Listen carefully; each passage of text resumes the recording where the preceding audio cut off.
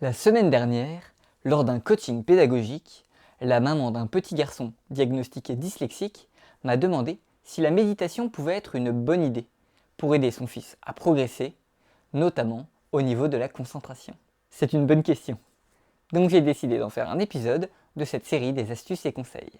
Et ma réponse est plutôt simple.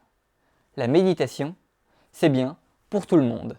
Il n'y a absolument aucune contre-indication. Les bénéfices sont très variés. Le principal est la réduction du stress et l'équilibre des hormones du cerveau, notamment le système dopaminergique qui est responsable de la motivation et de la concentration.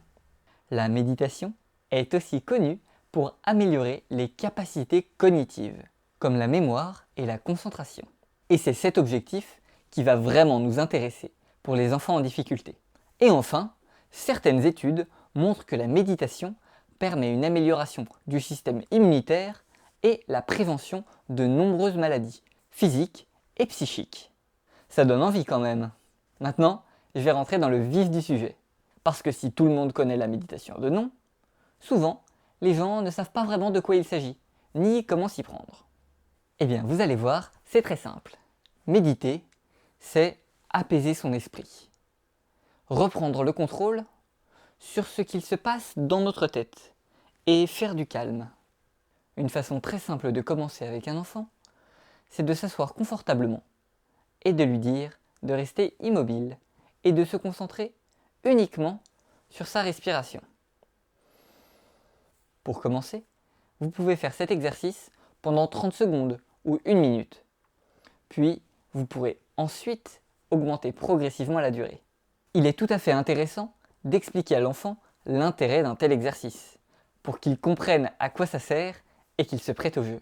Dans un second temps, sachez qu'il existe aussi de nombreuses méditations guidées, qui peuvent être intéressantes à essayer pour varier un petit peu sa pratique.